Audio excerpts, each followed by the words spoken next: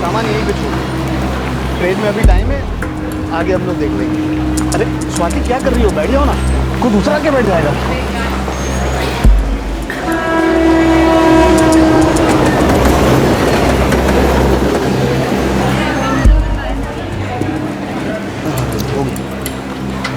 साहब 2500 रुपये में साहब 6 नंबर प्लेटफॉर्म से लेकर आए साहब। 75 में बात हो रहा है, 75 मैंने दी, अब ज़्यादा कितने प्लीज़ क्या क्या पानी है, पानी नहीं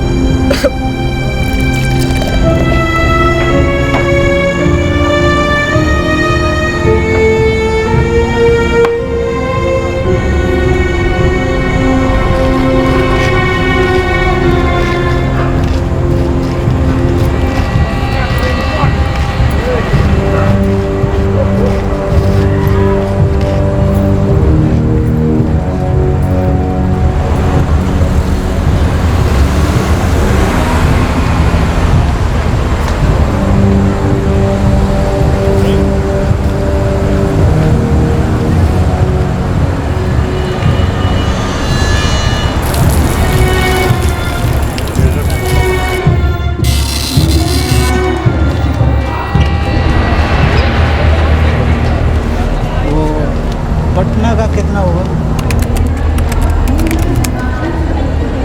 400 रुपये। अरे नहीं लेना तो साइड में हो जाओ भाई, चलो पीछे और भी लोग हैं।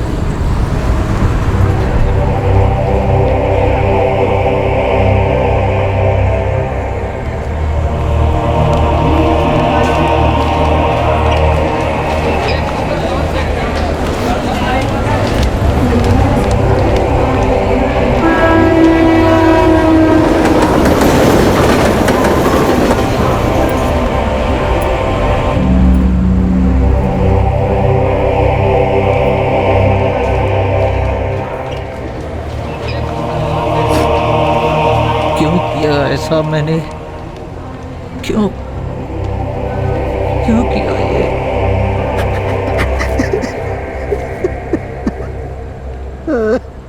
पैंतीस साल के केदार दत्ता ने कुछ ऐसा कर दिया था जिसका उसे पछतावा हो रहा था, लेकिन साथ ही साथ वो इस मुसीबत से भाग निकलने का रास्ता भी ढूंढ रहा था। पकड़े जाने के डर ने उसे अपनी गिरफ्त में ले लिया था। उसी दोपहर केदार ने एक अपराध को अंजाम दिया था।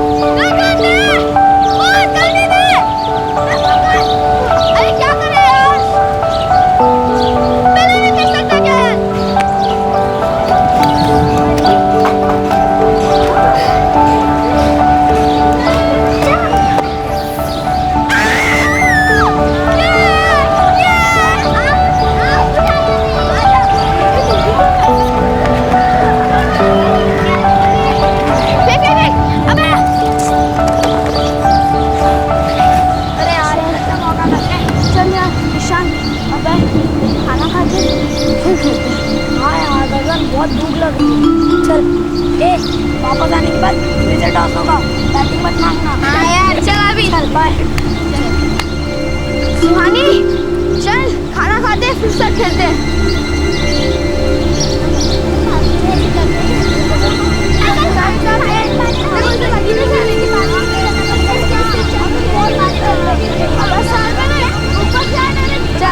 बाद में मिलते। हाँ चल भाई, चल भाई।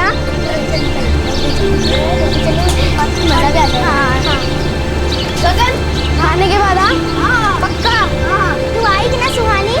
हाँ मैं आऊंगी, लेकिन मैंने खाना खाने दे, या फिर वो भी नहीं खाती हूँ। ठीक है चल बाय बाय बाय।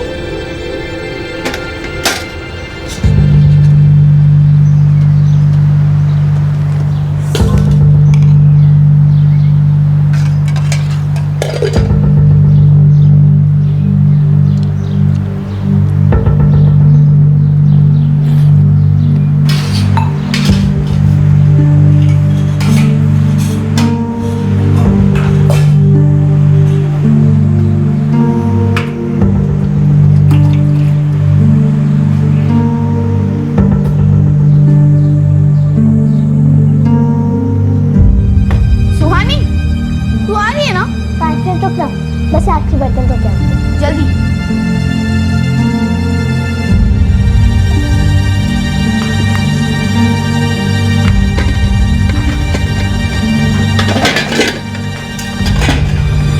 चले जल्दी कर, जल्दी जल्दी चल, उसको बुला जल्दी। ईशान हाँ आना। हाँ पर 2 मिनट खा ही रहा हूँ, जल्दी।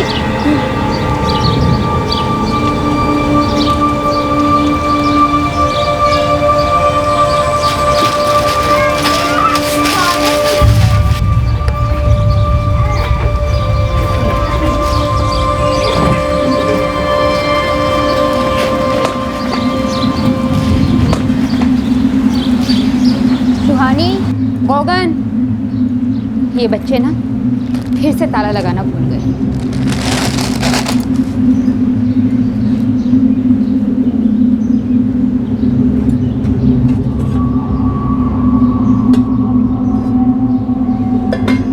खाना तो खाया है। कितनी बार बोली इन बच्चों को कि बाथरूम का दरवाजा खुला मत छोड़ा करो, अशुभ होता है। सुनते ही नहीं।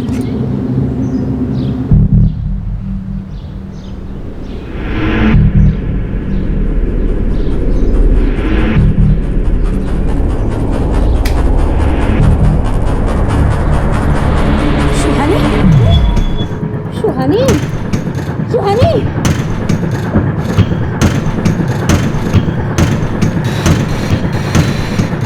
सुहानी, गगन, सुहानी, गगन, गगन, गगन, भाभी गगन, क्या हुआ भाभी?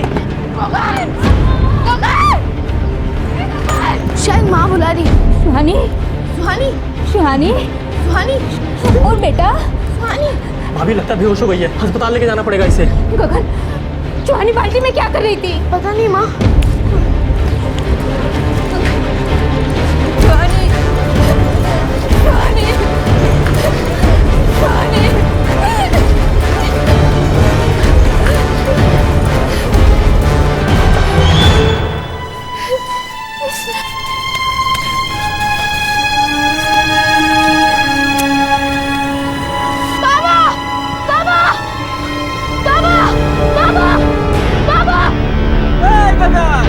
क्या हुआ? सुहानी को कुछ हो गया। माँ और रतन चाचा उसे अस्पताल ले गए। नीलिमा, कहाँ है सुहानी? अंदर ले गए उसे। वो बाथरूम में थी, पानी की बाल्टी में उसका सर था।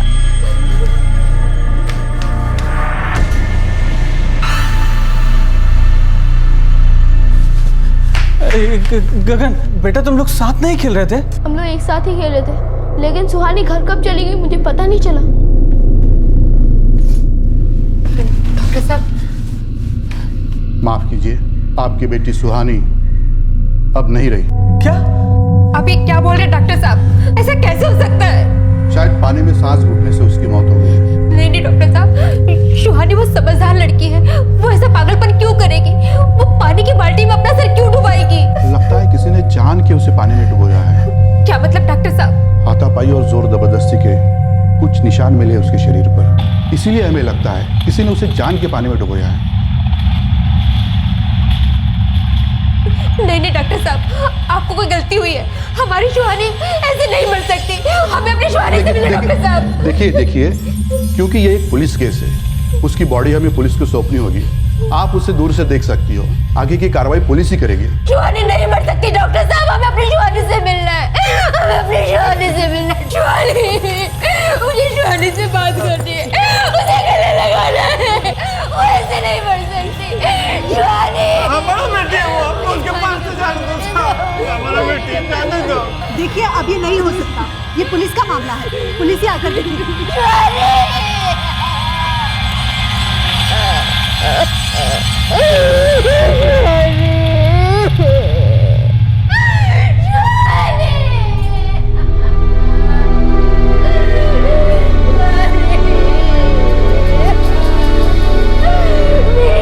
नहीं मर सकती।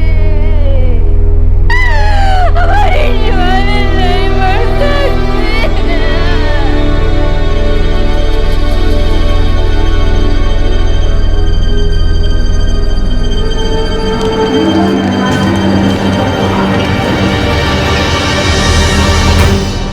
8 साल की सुहानी को मार डाला गया। शायद उसका गला घोटने के बाद उसका सर पानी से भरी बाल्टी में डुबो दिया गया था। क्यों कोई इंसान एक 8 साल की मासूम बच्ची के साथ ऐसा बेरहम काम करेगा?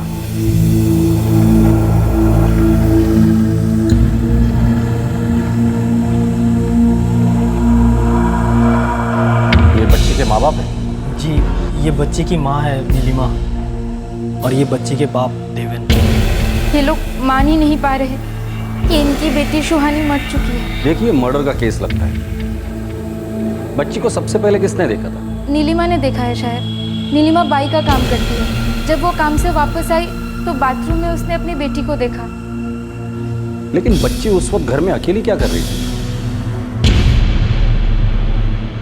शायद अब घरों में बर्तन फड़के का काम करते हैं और सुहानी के बाबा मजदूरी। हम सुबह सुबह ही घर से निकल जाते हैं। और बच्चे घर पर ही रहते हैं? नहीं, अभी छुट्टी चल रहा है साहब। दोपहर को बच्चा लोग बाहर खेलने जाते हैं, खाना खाने के लिए वापस आते हैं, फिर घर पे रहते हैं या फिर बाहर खेलने लगते हैं। गगन, तुम बाहर खेल रहे थे और तुम्हारी बहन घर पर थी। हम सब लोग खेल रहे थे, मैं, ईशान, सुहानी, प्रिया, अश्विनी। फिर उसके बाद दोपहर को खाना खाने के बाद फिर से खेलने लगे। फिर सुहानी घर कब चली गई? मुझे पता नहीं चला कि सुहानी घर कब चली गई। उसे बाथरूम जाना था।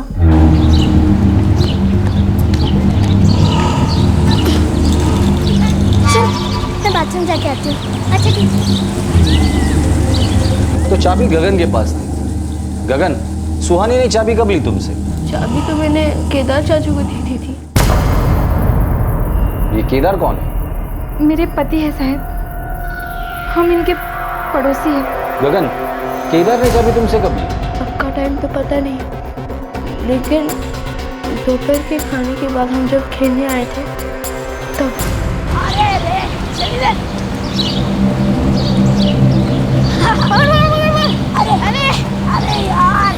जल्दी जा। गगन, आ जाना। इधर आ। आ जाना। अरे यार। बेटा, चाबी है ना? हाँ चाचा। तो चार्जर भूल गए थे कल घर।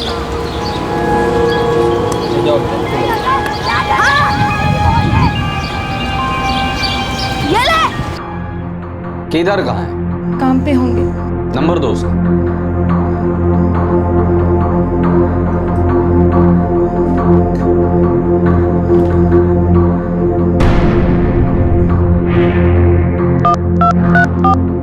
तुम्ही डायल केलेला नंबर बंद आहे, कृपया। सर, तसा नंबर बंद है तो क्या केदार आपकी बेटी सुहानी को मार सकता है? आप दोनों के बीच कोई अनबन? नहीं साहब, हमारा बहुत अच्छा दोस्त है गांव का। हम लोग तो साथ में काम पे भी जाता है कभी कभी। गगन सुहानी हमारे बच्चे जैसे हैं साहब। मेरे पति ऐसा कुछ नहीं करेंगे। उसका फोन बंद है। घर के अंदर वही आखिरी इंसान हो सकता था सुहानी के अलावा।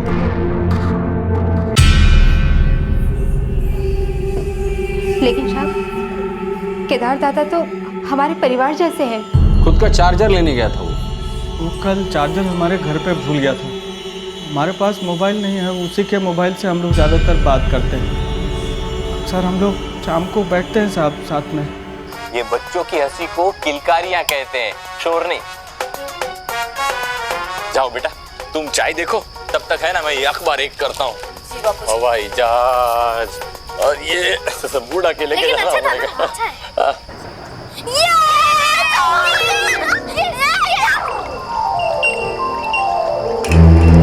सर्वदा कैद खाने के द्वार पर लात लगाने से पहले इस द्वार को हम फिर से खोलें। यार देवन, हम तंग आ गए यहाँ की जिंदगी से। हमारा छोटे से छोटा सपना भी यहाँ पूरा नहीं होने वाला है। वही रोज की दिहाड़ी, वही रोज का काम, वही रोज की खिटपिट साला।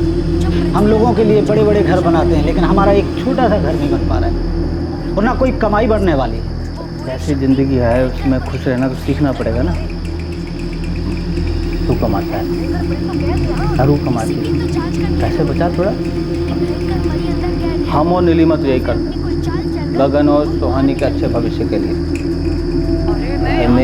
कुछ होशियार है, हमने तो सोच लिया हमारी जैसी जिंदगी उनको नहीं जीने।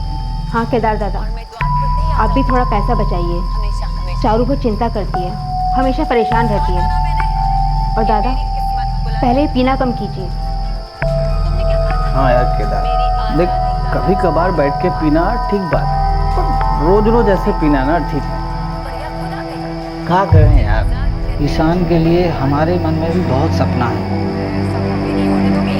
लेकिन अब लग रहा है धीमे धीमे वो सारा सपना टूट रहा है। गांव किस लिए छोड़ा? अपना सपना का दुनिया बसाने के लिए। और क्या हुआ? यहाँ दुनिया भर के लिए घर बना रहे, करोड़ों में बिकता है साला। हमें क्या मिलता है? रोज शराब में डूबे रहने से क्या मिल जाएगा? पता नहीं यार, ये तो सारा दिन भर की तकलीफ से शांति देती है।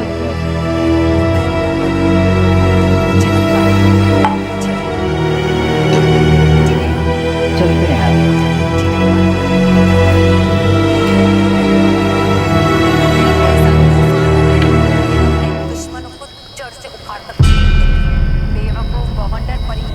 जी वो चार्जर भूल गया था हमारे घर पर। बेटा कुछ पता है तुम्हें? कुछ देखा है तुमने? देखो ईशान, डरने की कोई बात नहीं, जो कुछ भी पता है बता दो।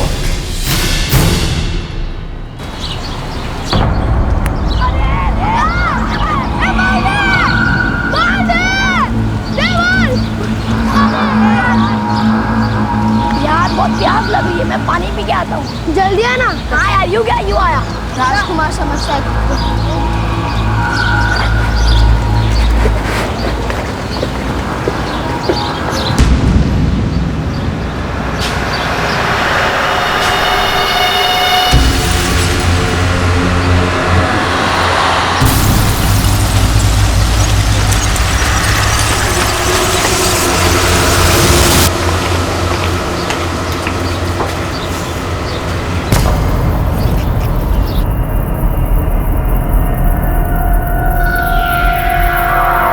ईशान तुम घर के अंदर गए थे? नहीं सर, मैंने सिर्फ पापा को भागते हुए देखा था, वो बहुत डरे हुए थे।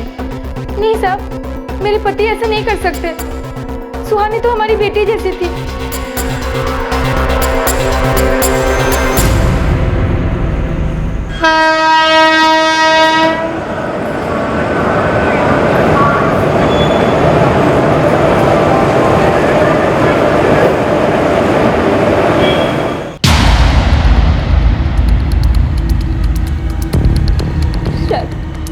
हमने देखा कि बाथरूम का दरवाजा खुला है, तो हमने बंद कर दिया, लेकिन हमको लगा कि अंदर कोई है।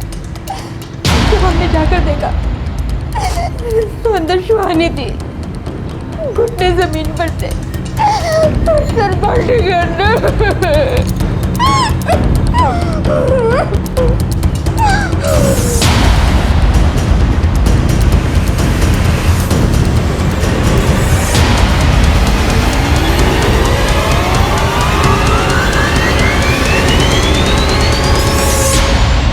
ये केदार आपकी बेटी को क्यों मारेगा? क्या वजह हो सकती? पता नहीं साहब, वो तो हमारा गांव का दोस्त है। बम्बई हम पहले आया साहब, काम शुरू किया, बाद में वो आया इधर। हमने उसके काम ढूंढने में, घर ढूंढने में बहुत मदद की साहब। पता नहीं साहब वो हमारे बच्चे को क्यों मारेगा। केदार का फोन अभी भी बंद आ रहा है। आपकी बेटी मर चुकी है, ये बात पूरे मोहल्ले को पता चल चुकी है, पर केदार का अभी तक फोन नहीं आया और ना ही फोन लग रहा है। हमें आपके पति की फोटो चाहिए। वो काम कहाँ करता है और इस वक्त कहाँ मिलेगा? हाँ साहब, केदार आया था आज इधर काम पे, लेकिन लंच टाइम पे वो निकल गया। बोला कि उसकी तबीयत खराब है। भाव घर जाना है, तबीयत गड़बड़ हो रही है। महीने में कितने दिन ऐसे करता है केदार? क्या करें भाव, बहुत दिनों से तबीयत खराब ही चल रही है। ठीक है जग, हाँ लेकिन आज का आधा दिन का ही पैसा मिलेगा। अभी दे दो ना, अब कल भी नहीं दिया था। पैसा तो मंगलवार को ही मिलेगा, हिसाब मंगल के मंगल को ही होता है। बहुत ज़रूरत है, दवाई लेनी बाबू। अरे मैं कहाँ से दूँ केदार, हिसाब तो मंगलवार को ही मिलेगा। ना ये बिल्डिंग भाग रही है ना ही सेट, जा भी तुम। बस इतनी ही बात हुई साहब, फिर वो चला गया।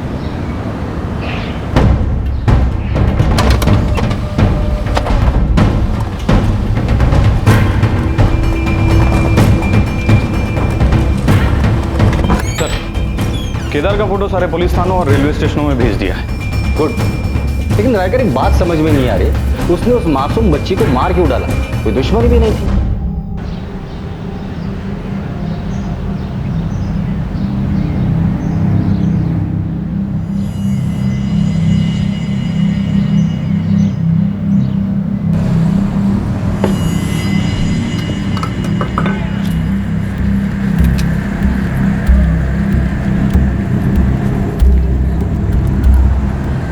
क्या कर रहे हो केदार? जो भी छोटी मोटी बचत की है हमने, सब दारू में उड़ा दोगे? कम मत करो। जो थोड़ा सा भी है ना, सब कुछ बर्बाद कर दो तुम। बचा क्या है हमारे पास बर्बाद करने के लिए? हम खुद बर्बाद बैठे हैं साला। और तुम्हारी तरह ये झूठ का सपना नहीं देखना है हमको। कुछ नहीं होने वाला चारू, हम ऐसे ही पिसते रहेंगे और ऐसे ही पिसते पिसते मर जाएंगे। हटो।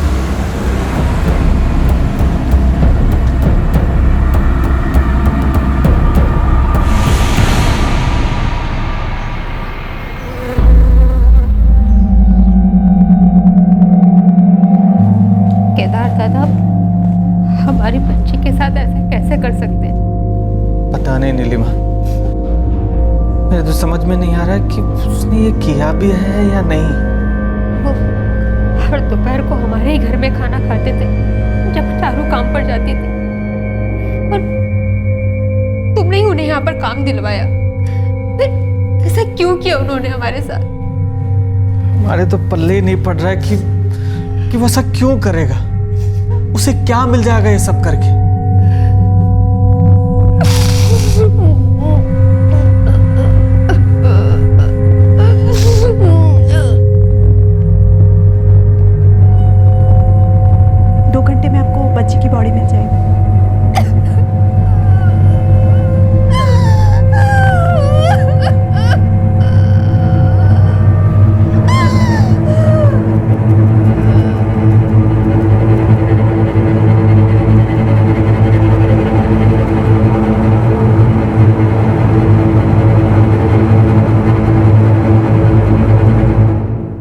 सुहानी के परिवार और केदार के परिवार को यह तो लग रहा था कि सुहानी की मौत में केदार का ही हाथ था, लेकिन कोई यह नहीं समझ पा रहा था कि सुहानी को मारकर केदार को ऐसा क्या हासिल हुआ। क्यों उसने एक मासूम बच्ची को मार डाला जो उसके दोस्त की बेटी थी? अगर केदार भागने में कामयाब हो गया तो यह वजह एक राज ही बनकर रह जाने वाली थी। क्या केदार बच के भाग पाया?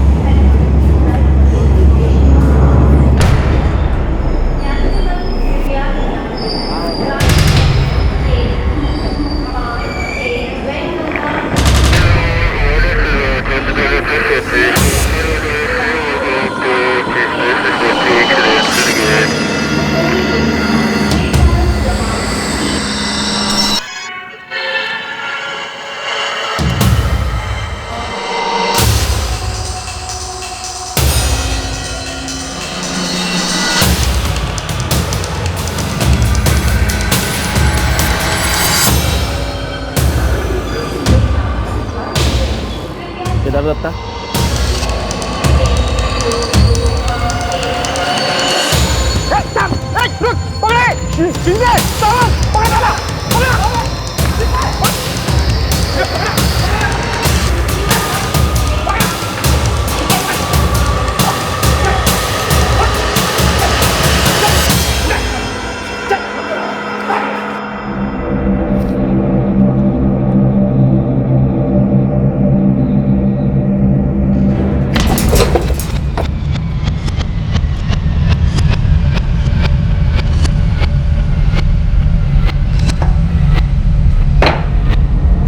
केदार भाग रहा था, जो भी करके बच के निकलना चाहता था।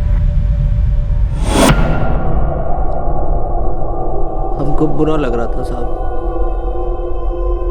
पछतावा हो रहा था, डर गए थे साहब। हमें समझ नहीं आ रहा था साहब कि हम कहाँ मुंह दिखाएंगे अपने दोस्त को। मतलब सुहानी को तुमने ही मारा? क्यों मारा सुहानी को तुमने? उस 8 साल की बच्ची ने क्या किया था तुम्हारे साथ, जो उस मासूम को तुमने जान से ही मार डाला?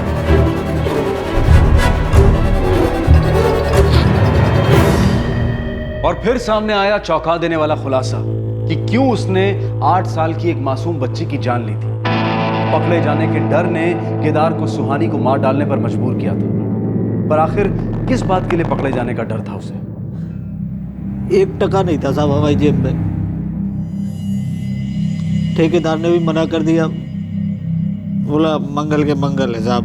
पैसा तो मंगलवार को ही मिलेगा, हिसाब मंगल के मंगल को ही होता है। मारना नहीं चाहते थे साहब हम उसको। हम सोचे कि चारू से पैसे मांग लेते हैं, हम जानते थे साहब कि वो मना कर देगी, फिर भी सोचा कोशिश करते हैं। तब हम देखे कि फ़ोन की बैटरी ख़त्म हो गई साहब, तो हम घर गए। उस वक्त याद आया साहब, हमारा चार्जर तो देवेन के घर छूट गया। गगन, हाँ जीजा। बेटा चाबी है घर की? ले जाओ बेटा।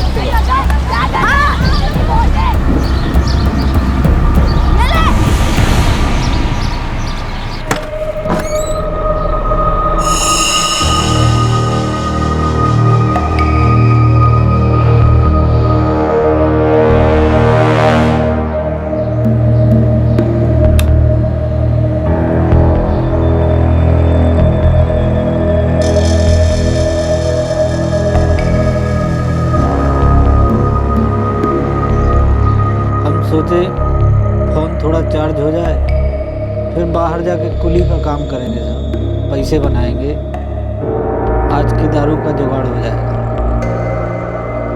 तभी साहब देवेन के बैग पे नज़र पड़ी साहब।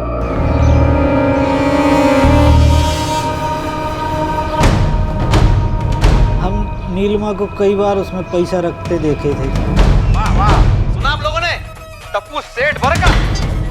दया भाभी, अब तक टप्पू सोसाइटी में शरारत करता था, मस्ती करता था, क्रिकेट खेल के खिड़कियों के कांच तोड़ता था। वहां तक तो ठीक था, लेकिन अभी परमिशन के बगैर सोसाइटी कंपाउंड में प्रोग्राम का आयोजन भी करने लगा है।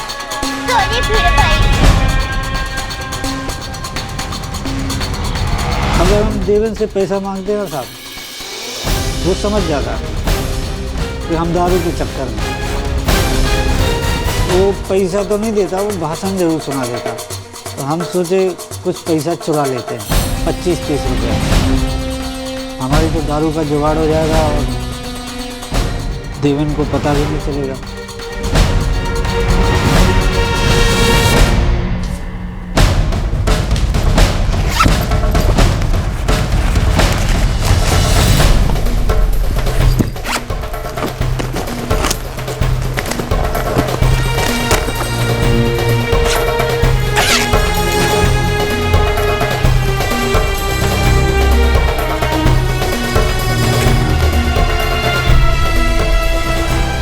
हम ध्यान नहीं दिए, सुहानी पीछे खड़ी थी, वो हमको पैसा चुराते देख लेती थी। केदार चाचा,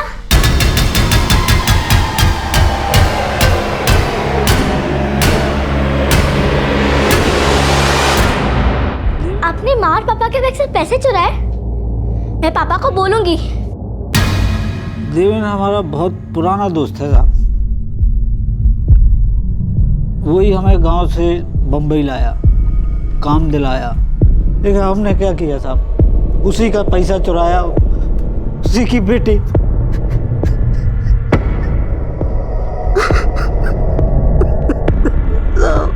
काबू दिखाते साहब। हमारी तो सारी इज्जत मिट्टी है।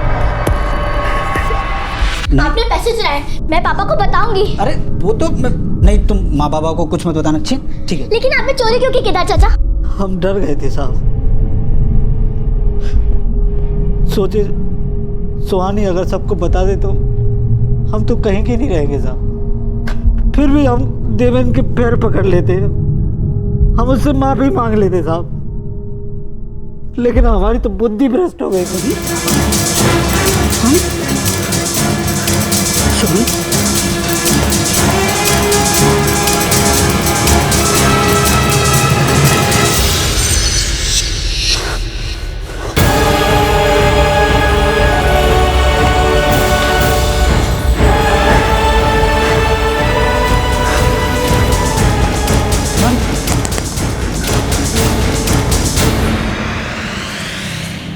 क्या उस वक्त वो जिंदा थी?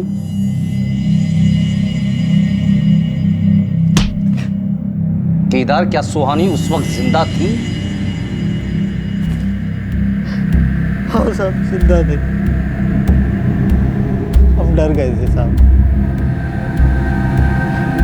हमने पैसे चुराए थे साहब और उसके साथ ऐसा कर डाला। हमें लगा अगर सबको पता चल जाएगा तो क्या होगा हमारा।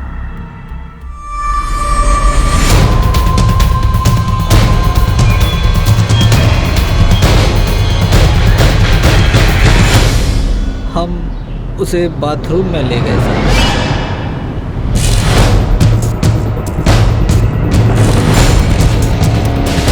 उसका सर बाल्टी में डाल दिया, चलते बाल्टी में सर डालने से मर गई। हमें बहुत पछतावा हो रहा था साहब, बार बार मन हो रहा था कि नीलिमा, देवेन अपनी बीवी को फोन लगा के पूछें कि सुहानी को क्या हुआ, पर हम डर गए थे साहब। हमने ही तो मारा था उसको, हम भाग जाना चाहते थे साहब, बहुत दूर छिप जाना चाहते थे साहब, छिप जाना चाहते। तुमने पकड़े जाने के डर से एक 8 साल की मासूम बच्ची को जान से मार डाला। किस लिए? सिर्फ 25-30 रुपए के लिए? क्या उस मासूम की जान की कीमत बस इतनी सी थी?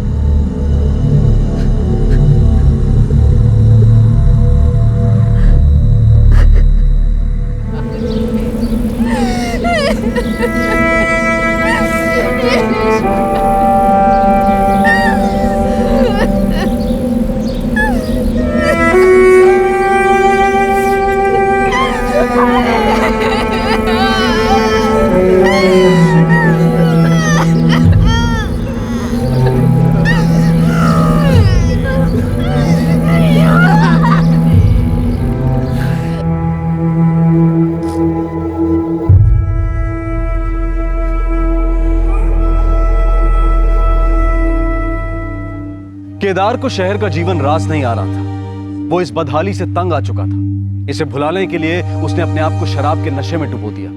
अपनी परवाह करना तो उसने छोड़ ही दिया था, साथ ही अपने परिवार का भला सोचना भी बंद कर दिया था। इतनी बेपरवाही के बावजूद उसने अपनी झूठी इज्जत की परवाह क्यों की? जब सुहानी ने उसे चोरी करते हुए देख लिया और उसने उस 8 साल की बच्ची को बेरहमी से मार डाला। सुहानी के माँ बाप जो इतनी मुश्किलों को झेलने के बावजूद भी अपने बच्चों के सुनहरे भविष्य के सपने देखते थे, आज वो माँ बाप यकीन नहीं कर पा रहे हैं कि उनका इतना करीबी इंसान ही उनकी खुशियां छीन चुका है। उनके खास दोस्त ने ही उनकी बच्ची की जान ले ली है। आज वो माँ बाप टूट चुके हैं। हमारे आज के एपिसोड की दूसरी कहानी।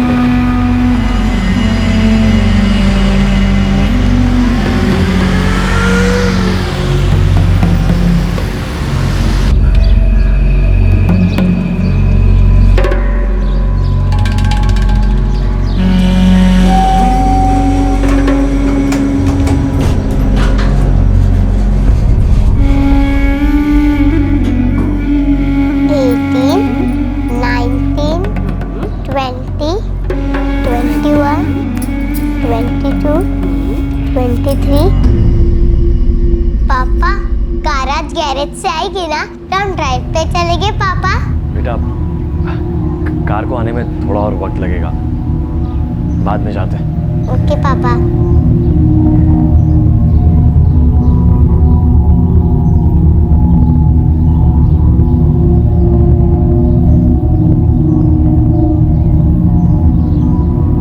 विनायक बेटा क्या सोच रहा है? कुछ नहीं आई, बस तुम्हें देखने आया था।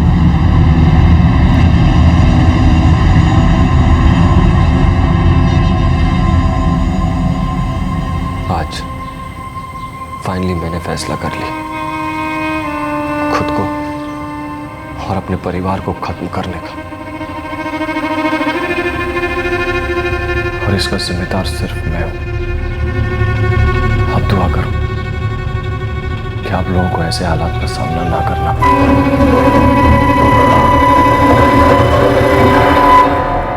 जो अपने पास है उससे ज्यादा पाने की चाहत हर कोई रखता है, अपनी पहुंच से ज्यादा, अपनी हैसियत से ज्यादा। लेकिन बेहतर जिंदगी के लिए अपने आज को दांव पर लगाना खतरनाक हो सकता है। विनायक शिंदे क्यों आज इस मोड़ पर खड़ा हुआ था? 3 साल पहले वो एक मेहनती आदमी था, उसकी जिंदगी आगे बढ़ रही थी। तो फिर ऐसा क्या हुआ था जो उसे यहां तक ले आया?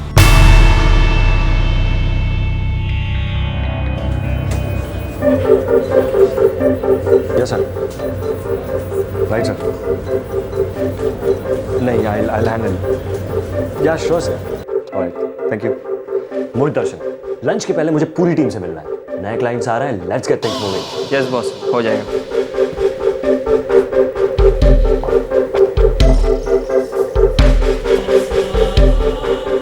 विनायक, रिव्यू मीटिंग के लिए आ रहा है क्या? नहीं यार, मैं नहीं आ पाऊंगा। नए क्लाइंट्स मेरे जान के पीछे पड़े हैं, सांस लेने का भी वक्त नहीं है। तुम जाना, मैं बॉस को मिल कर। Okay busy man.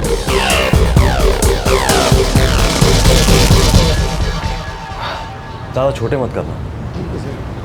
अरे नहीं रे, इतना कुछ दम नहीं है। अरे देखिए मैंने उसकी हिस्ट्री। नहीं नहीं, थोड़ा ठंडा है। कुछ और बता ना, फ्यूचर एकदम कड़क। हे चंदन महात्रे, मैं फोन करता हूँ। विनायक, कैसा है चंदन?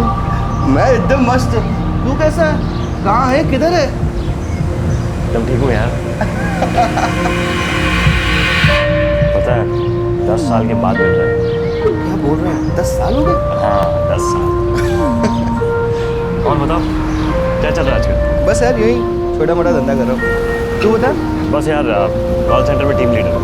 अरे वाह, तू तो बड़ा सांप बन गया। हाँ यार। अच्छा चलो कॉफी पीते हैं कहीं चल के, इतने सालों के बाद मिले। चल लेट्स गो।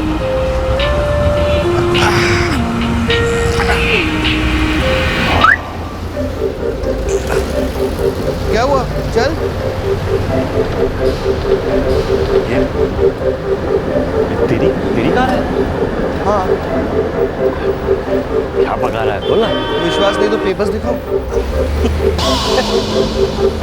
आओ यार, इतने छोटा मोटा धंधा है क्या? खड़े खड़े यही इंटरव्यू लेगा क्या? हाँ चल, आराम से बैठ के बात करते हैं। आजा भाई, चल आजा, बैठ।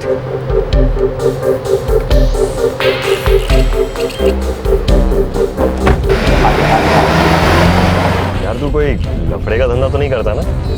मैं कहाँ किसी लफड़े में पढ़ूंगा यार। कॉलेज में तो तेरे पढ़ाई के वादे थे, मुझसे कॉपी करके पास हुआ करता था, और आज इतनी बड़ी गाड़ी में घूम रहा है। बस यार छोटा मोटा काम कर लेता हूँ। यार चंदन, मुझे बता ना, ऐसा क्या छोटा मोटा काम करता है? स्टॉक मार्केट में इन्वेस्ट करता हूँ।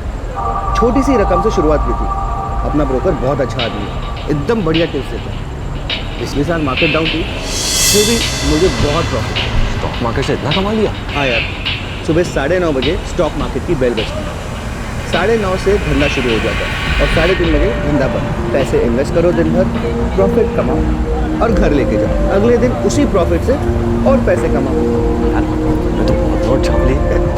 अब तू बता, तेरा क्या चल रहा है? शादी कर ली? लव मैरिज, एक बेटी भी है। Very good. अभी 2 BHK घर लिया, लेकिन ऑब्वियसली और लोग काम अच्छा है लेकिन सैलरी इतनी अच्छी नहीं है। अभी तक कार भी नहीं ले पाया है। अरे आ जाएगी गाड़ी, इसमें क्या है? अच्छा ये सब छोड़, घर चलना, अभी फैमिली से मिलाता हूँ। आज नहीं, फिर किसी दिन। 10 साल बाद मिले, अब तो मिलते रहेंगे। मिलते हैं फुर्सत से। यार तेरा स्टॉक मार्केट वाला आइडिया मुझे बहुत अच्छा है। चंदन खुद का बॉस है और शेयर मार्केट से बहुत सारे पैसे ही बना रहा है। शेयर मार्केट मतलब रिस्क है ना? अगर लाइफ में आगे बढ़ना है तो रिस्क तो लेनी पड़ेगी ना। रिस्क पापा, रिस्क क्या होता है? बेटा जब तुम कोई ऐसा काम करते हो जो कोई और करने से डरे, उसे कहते हैं रिस्क। जो हिम्मत वाले लोग होते हैं ना, उन्हें रिस्क लेने से डर नहीं लगता। Come on, give me 5।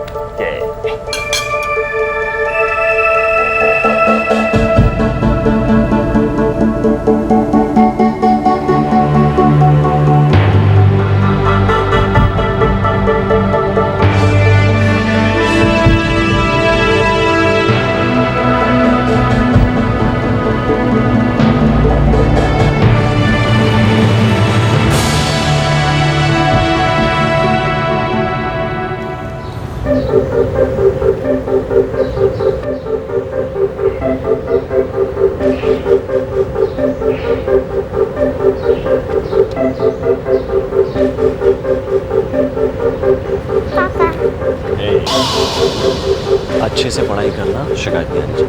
Okay? चलो बेटा जल्दी चलो, पापा को बाय करो। चलो चलो चलो, चलो। अच्छा सुनो, कल न्यूज़पेपर वाले को बोल देना कि स्टॉक मार्केट वाला भी न्यूज़पेपर शुरू कर दे विदाउट फेल। भगवान आप पर भी ना शेयर मार्केट का भूत सवार है। चलो बाय। हंस लो बताता हूँ तुम्हें। चलो बाय।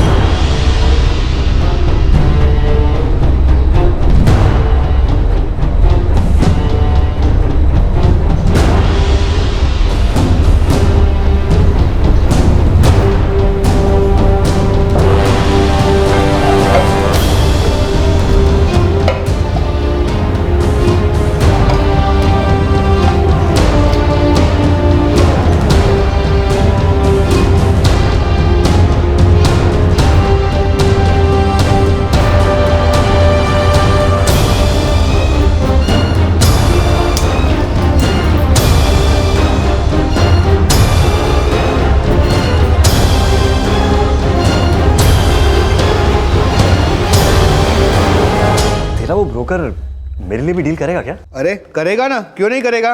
क्यों, तुझे भी स्टॉक मार्केट में पैसे डालने हैं? हाँ क्यों, मुझे भी आगे बढ़ना है यार। ले नंबर लिख उसका। 1 मिनट। विनायक जी आपको किस तरह का इन्वेस्टमेंट करना है, शॉर्ट टर्म या लॉन्ग टर्म? अरुण भाई शॉर्ट टर्म में ज़्यादा प्रॉफिट है ना। हाँ, शॉर्ट टर्म मतलब सुबह पैसा लगाया और शाम होते होते तक पूरा पैसा निकाल लिया और प्रॉफिट बुक किया। वैसे मैं आपके लिए दोनों तरह के इन्वेस्टमेंट कर सकता हूँ, short term and long term. नहीं मुझे तो शॉर्ट टर्म ही करना है, कुछ सजेस्ट कीजिए ना। अच्छा, अगर आपको आज से ही इन्वेस्ट करना है तो मेरे पास एक स्वीप है 7 रुपए का, और शाम होते होते तक तो वो 10 पॉइंट बढ़ेगा ही। मतलब अगर मैं आज 10,000 लगाता हूँ तो आज के आज ही 70,000 हो जाएंगे? जी हाँ, वैसे मैं आपको सजेस्ट करूंगा कि आप एक साथ 2-3 शेयर में इन्वेस्ट कीजिए। आपको कितना पैसा डालना है उस हिसाब से मैं अपनी फर्म में आपके लिए एक अकाउंट खोल देता हूँ, उसके बाद आप रोज ट्रेडिंग कीजिए। ठीक है, तो आज ही से श्री गणेश कर देते हैं।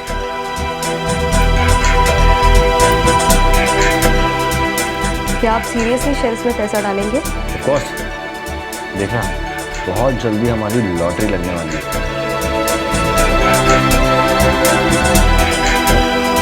विनायक मीटिंग के लिए आ रहा है क्या?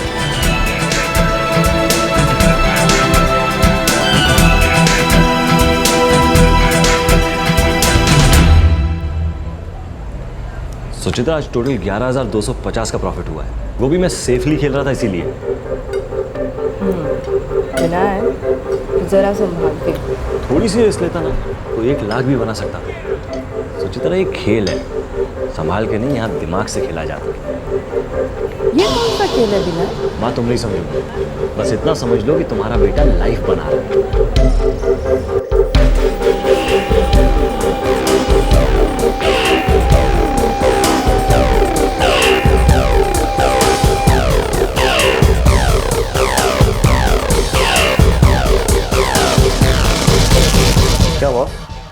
रिजाइन कर रहा है? हाँ यार। New job? ना, अब कोई जॉब नहीं, कोई अपना बॉस नहीं, अपन अब खुद के बॉस। कोई लॉटरी लग गई है क्या? यही समझ ले, खुद का काम शुरू कर दिया है। पागल हो गया है क्या? घर का EMI की अब कोई टेंशन नहीं। सैलरी से जितना कमाता था ना, उससे दुगना तिगना नहीं, चौगना भी कमा लूंगा। कुछ बताएगा? काम क्या कर रहा है? बस ये समझ ले कि लाइफ बना है। विनायक ने अपनी नौकरी छोड़ दी थी। अब वो पूरी तरह से स्टॉक मार्केट की दुनिया में डूब गया था और उसे मुनाफा भी हो रहा था। हमेशा से उसने जो बेहतर जिंदगी का सपना देखा था वो पूरा हो रहा था। विनायक अपनी लाइफ बना रहा था।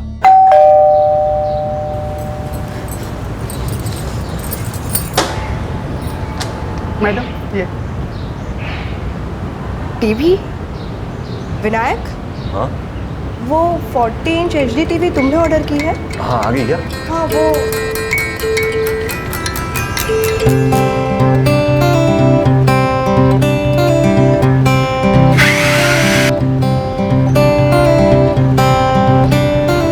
दादी देखो तो कितना अच्छा टीवी है ना। हाँ बेटा, बहुत अच्छा टीवी है।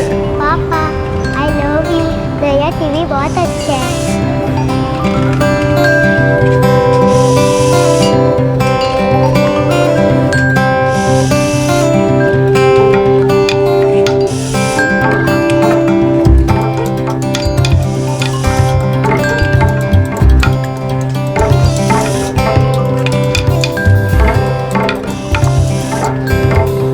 हाँ, 20,000 लगा दो, देखेंगे जो। स्टॉक तो अच्छा है ना?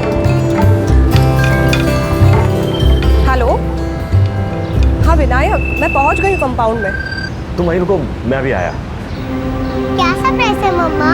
पता नहीं बेटा, पापा बताएंगे। उन्होंने कहा यहाँ आके वेट करो।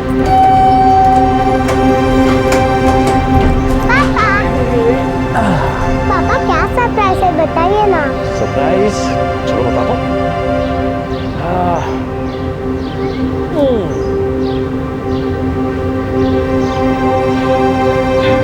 एक छोटा सा सरप्राइज मेरी प्यारी सी वाइफ के लिए। मेरे लिए? वाह पापा, इट्स सो क्यूट।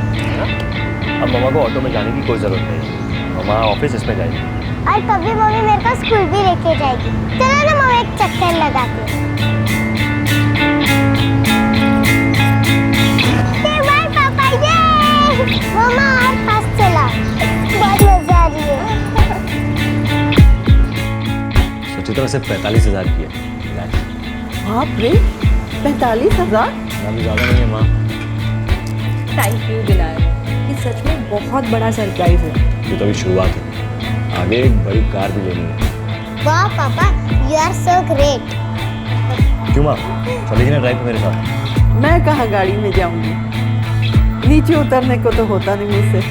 मुझे थोड़ी बैलगाड़ी में लेके जा रहा हूँ। कार आएगी तो नीचे भी उतरेगी और हमारे साथ बाहर भी चलेगी ड्राइव पे।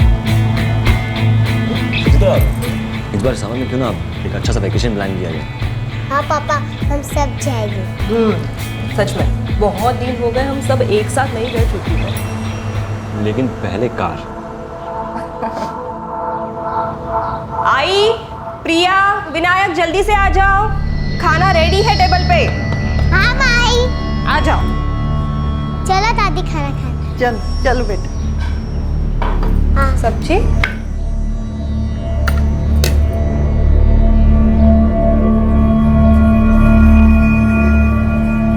विनायक, खाना ठंडा हो जाएगा, जल्दी से आ जाओ। तुम लोग खा लो, मुझे भूख नहीं है। अच्छा।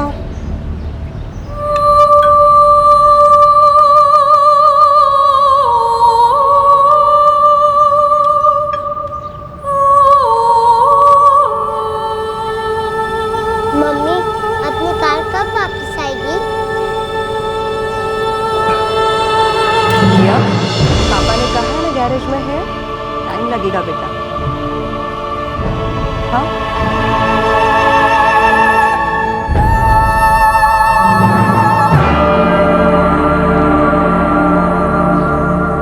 सर, आप इसे एक्सीलरेट कीजिए, तब आपको पता चलेगा कितनी प्यारी क्रूजिंग है इस गाड़ी।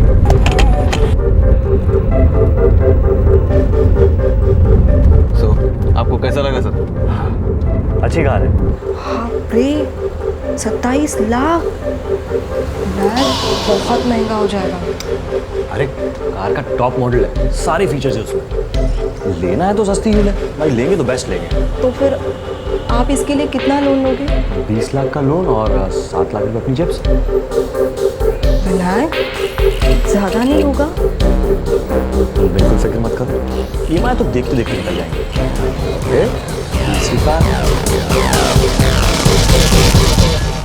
यार विनायक, मुझे मत लपेट इस लोन वोन के चक्कर में। चल अब रो मत ज्यादा, तुझे थोड़ी भरने को बोल रहा हूँ, बस गारंटर बनना है तुझे तो। वो सब ठीक है यार, लेकिन मैं तेरे जैसा शेर नहीं हूँ। किसी और को बोलना यार, मुझे इन सब चीज़ों से बहुत घबराहट होती है। यार तू घबराता बहुत है, कोई और भरोसे वाला होता तो तुझे थोड़ी फोन करता। अब मैं पेपर्स भेज रहा हूँ, जल्दी से साइन करते। जैसे ही साइन करेगा ना, मेरी कार मेरे पास होगी, चिंता मत कर यार। चल ठीक है यार, तू इतना कह रहा है तो भेज दे, मैं साइन कर देता हूँ। ये हुई ना बात, थैंक्स यार।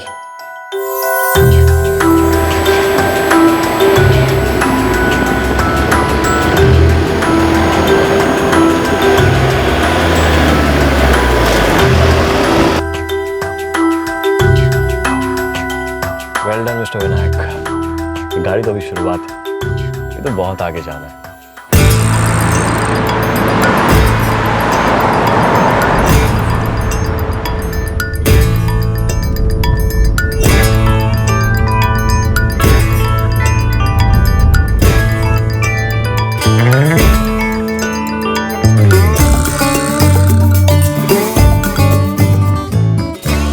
अरुण भाई, इतना प्रॉब्लम था तो निकाल देना चाहिए था। विनायक जी, आप तो जानते हैं बिना आपकी क्लियरेंस के मैं कुछ नहीं कर सकता, और मैं तो आपको फोन मिला रहा था, आप ही का नंबर नहीं लग रहा था।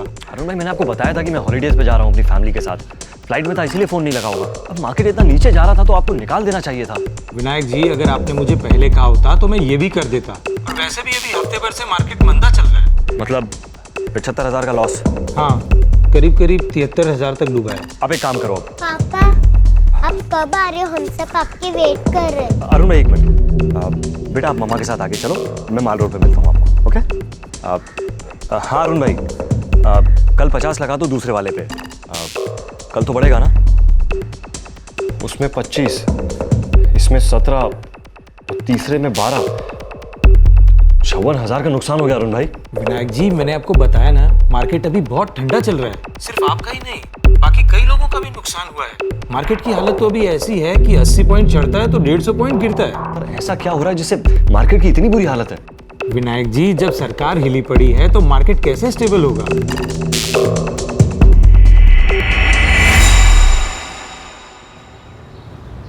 ले बेटा, कॉफी पी ले। क्या बात है विनायक, तू परेशान क्यों है? कुछ नहीं माम, मैं ठीक हूँ। क्या बात कर रहे हैं अरुण भाई? 300 पॉइंट लुढ़क गया मार्केट, लगता है लोग जमकर प्रॉफिट बुकिंग में लगे हैं। लेकिन मेरा तो दिवाला निकला जा रहा है। आज जो 40 दिए थे उसका क्या हुआ? कुछ खास नहीं, 6-7 हज़ार रुपये पर। तो अभी निकालने का कोई फायदा नहीं। क्या लगता है आपको, बढ़ेगा? आज तो चांस कुछ कम लग रहा है। ये लीजिए 40 पॉइंट और कम। अरुण भाई काम कीजिए, आप निकाल दीजिए। जैसा आप बोलो। अच्छा विनायक जी, आपके अकाउंट में पैसे कुछ कम पड़ रहे हैं। कल दूसरे अकाउंट से फंड ट्रांसफर करता हूँ, लेकिन अरुण भाई कल तो मार्केट बढ़ेगा ना? कल की बात तो कल ही पता चलेगी ना विनायक जी, आप तो जानते हैं स्टॉक मार्केट कैसा है। ठीक है।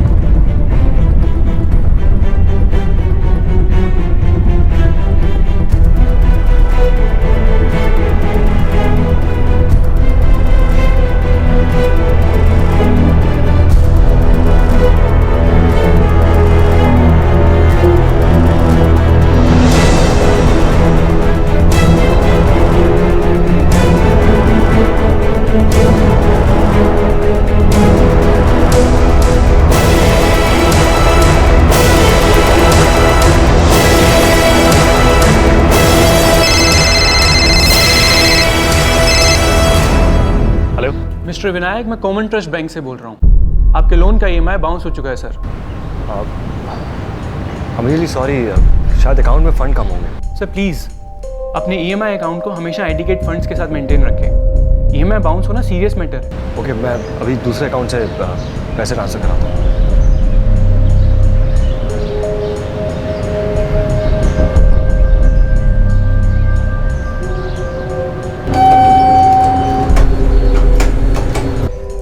क्या करूं यार, टाइम खराब चल रहा है, बिल्कुल पैसे नहीं है मेरे पास। यार विनायक, तेरे बैंक से मुझे दर्जन भर फोन आ चुके हैं। तूने 2 महीने से EMI भी नहीं भरा है और तू फोन भी नहीं उठाता है।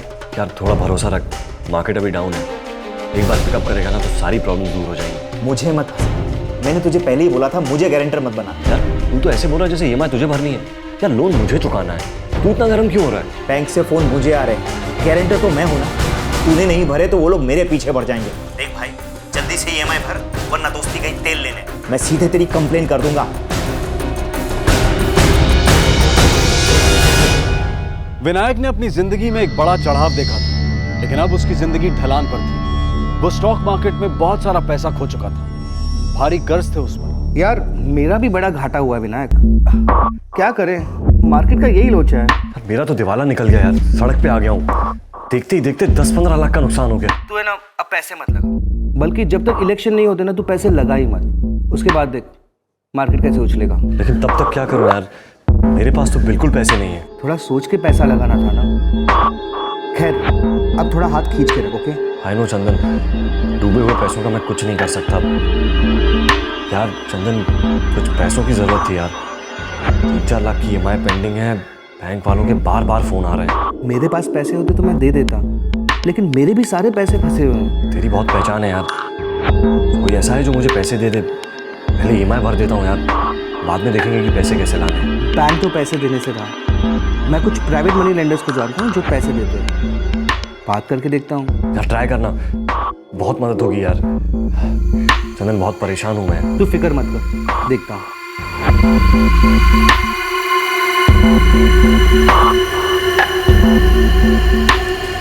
बस इतने पैसे?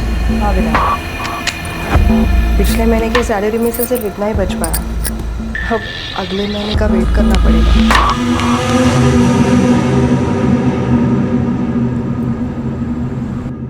हर महीने किस्त देनी होगी। ठीक है सुरेश बाबू।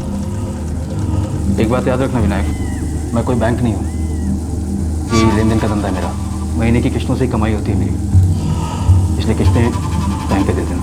आप फिक्र मत करो सुरेश भाई, मैं किस्तें टाइम पे ही दूंगा। ठीक है, अभी 3 लाख दे रहा हूँ, इस फॉर्म में अपनी डिटेल्स भर दो।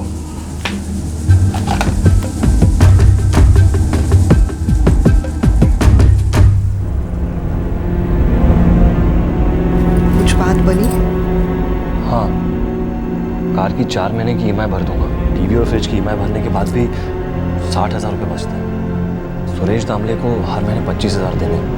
मैं सोच रहा हूँ कि इस बार रिस्क नहीं लूँगा और सेफली खेलूँगा। मैं क्या बोल रही हूँ, आप दूसरी जॉब क्यों नहीं ट्राई कर लेते? सुचित्रा, बुरा वक्त आता है, लेकिन ऐसे डर के क्या जीना। भरोसा रखो, सब कुछ ठीक हो जाएगा, लाइफ फिर से बन जाएगी।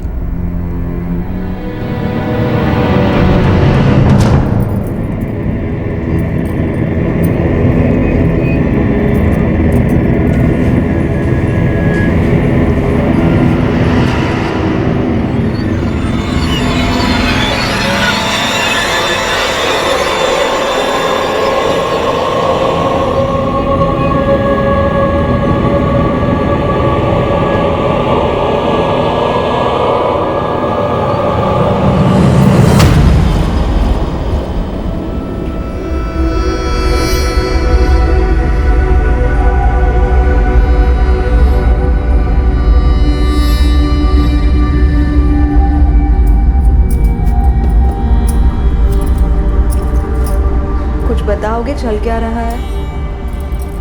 आप ठीक नहीं लग रहे हो। आपने खाना भी तो नहीं खाया आज। कुछ नहीं, बस भूख नहीं है।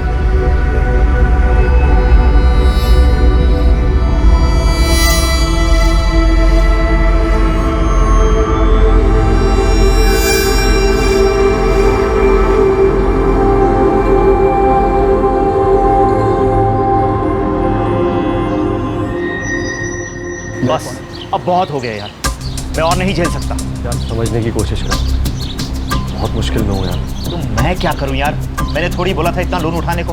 तू गाड़ी में घूमता है, टेंशन मेरे को। ये सब गलत है बॉस। यार मैं पूरी कोशिश कर रहा हूँ, फिलहाल मेरे पास बिल्कुल पैसे नहीं। ये सब जाके तू बैंक को बता। तू तो फोन उठाता नहीं है, तेरे पीछे वो लोग मुझे परेशान करते हैं। अगर मेरे पास कोई रिकवरी एजेंट आया तो सुन ले तू, मैं तेरी सीधी कंप्लेन कर दूंगा। सॉरी यार रोहन, बहुत परेशान हूँ यार। तेरा अपना फैला हुआ है तो खुद समेत।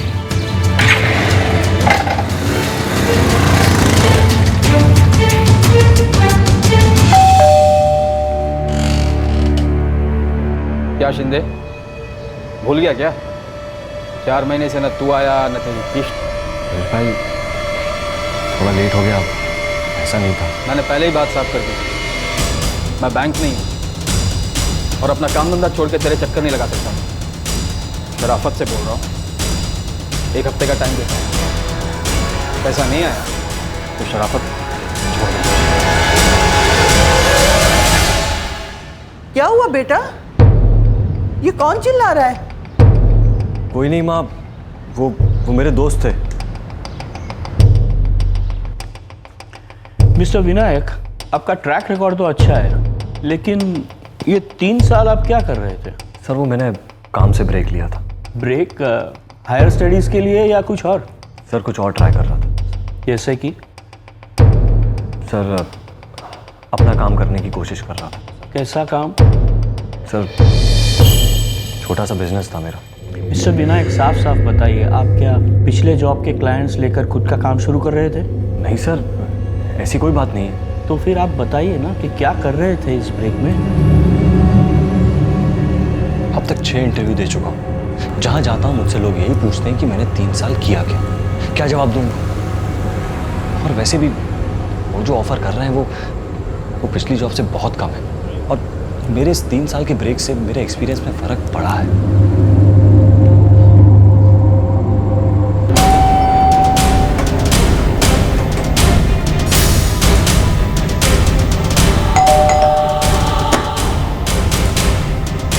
एक हफ्ता हो गया, पैसा कहाँ है? सुरेश बाबू, मैं नौकरी ढूंढ रहा हूँ, जैसे ही मिल जाएगी मैं आपके पूरे पैसे दे दूंगा। तू जब तक चाहे नौकरी ढूंढ, मुझे मेरे पैसे चाहिए अभी। पैसे नहीं है तो गाड़ी की चाबी दे। चल चाबी। सुरेश भाई, चाबी दे। क्या हुआ बेटा? कुछ नहीं माँ।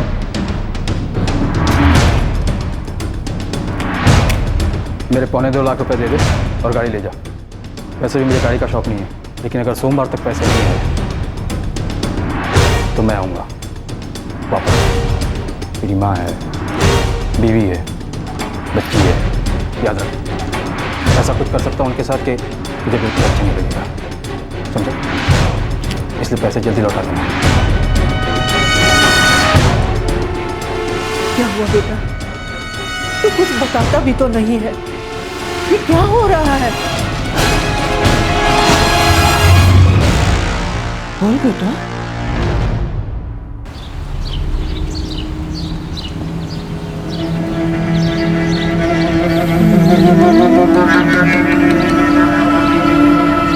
पापा, हमारी कार कहाँ गई?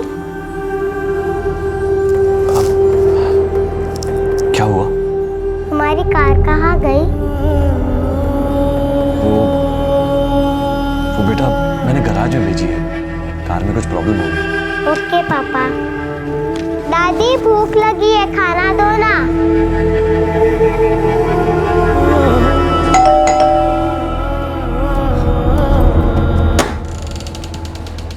जी विनायक घर पे है? आप कौन? विनायक, क्या हो गया आपको? तबीयत ठीक नहीं है आपकी? हाँ, शाम को ही सो गया।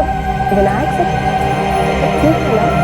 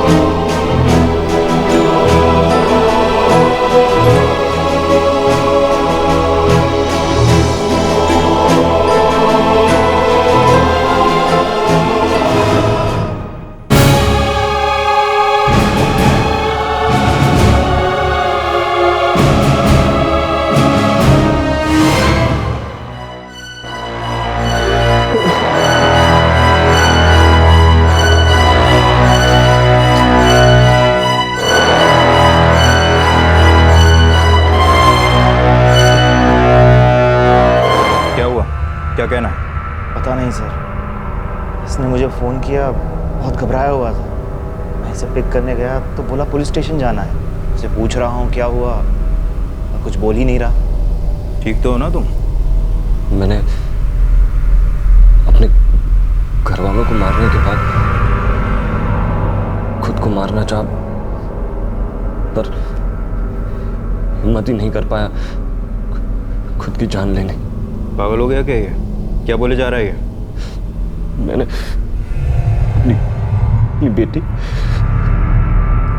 अपनी माँ और पत्नी को मार डाला, और जब अपनी जान लेने की बारी आई तो हिम्मत ही नहीं हुई अपने आप को मारने की। ये तूने क्या किया विनायक? सबकी डेड बॉडी मेरे घर के ड्राइंग रूम में।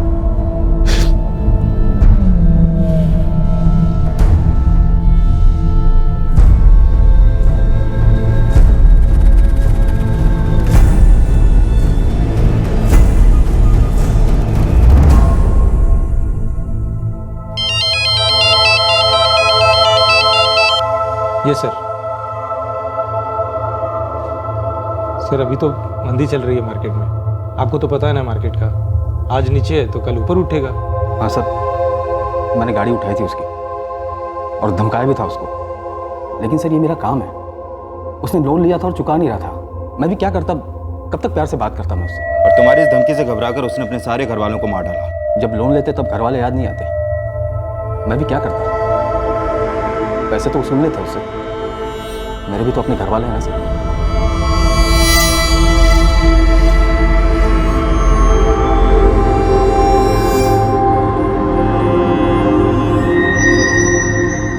हर इंसान के मन में कुछ पाने की, कुछ हासिल करने की चाह होती है, महत्वाकांक्षाएं होती है। इंसानी फितरत है बेहतर जिंदगी के ख्वाब देखना, लेकिन उन्हें पूरा करने के लिए हम जिस राह पर चलते हैं मंजिल भी उसी हिसाब से मिलती है। इच्छाओं की कोई सीमा नहीं होती, लेकिन आगे बढ़ने की ये बेलगाम चाह हकीकत की जमीन से जुड़ी होनी चाहिए। जो अपनी पहुंच में है उस तक सीमित होनी चाहिए। एक कहावत है जिससे हम सब वाकिफ हैं, पैर उतने ही फैलाओ जितनी की चादर हो। शायद आज के लोन्स, ईएमआई और क्रेडिट कार्ड के जमाने में ये कहावत थोड़ी पुरानी लगे।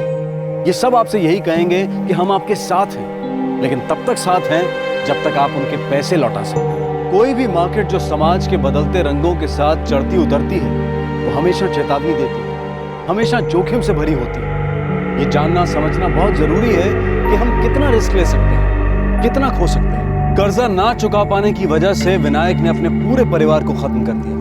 उसकी बेहतर जिंदगी की चाह ने उसके मासूम परिवार की जान ले ली। इस बात से सतर्क रहना बेहद जरूरी है कि हमारी इच्छा, हमारी महत्वाकांक्षा कहीं लालच का रूप ना ले ले। आपसे फिर मुलाकात होगी क्राइम पेट्रोल सतर्क में एक और नए केस के साथ। तब तक अपना ख्याल रखें, सुरक्षित रहें और याद रखें, सही वक्त सही कदम, सतर्क रहें। जय। क्राइम पेट्रोल के और भी दिलचस्प कहानी देखने के लिए हमारे चैनल को सब्सक्राइब करें और बेल आइकॉन दबाना न भूलें।